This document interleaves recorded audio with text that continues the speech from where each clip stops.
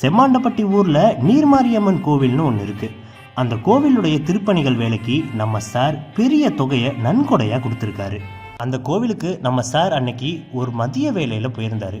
கோவிலையும் பார்வையிட்டாரு. Parthasarathy sir கோவிலுக்கு வந்தது தெரிஞ்சிட்ட கோவில் நிர்வாகிகள் அவருக்கு வாழ்த்து சொல்லி சால்வை அணிவிச்சு தங்களோட நன்றியை தெரிவிச்சிட்டாங்க.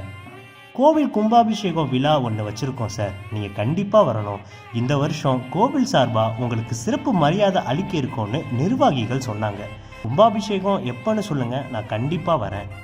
மேற்கொண்டு கோவில் வேலைக்கு ஏதாவது பண உதவி தேவைப்பட்டாலும் வேறு எந்த ஒரு உதவி தேவைப்பட்டாலும் எப்போனாலும் நீங்கள் தாராளமாக சொல்லுங்கன்னு பார்த்தசாரதி சார் அவர்கள் நிர்வாகிகள் கிட்ட சொன்னார்.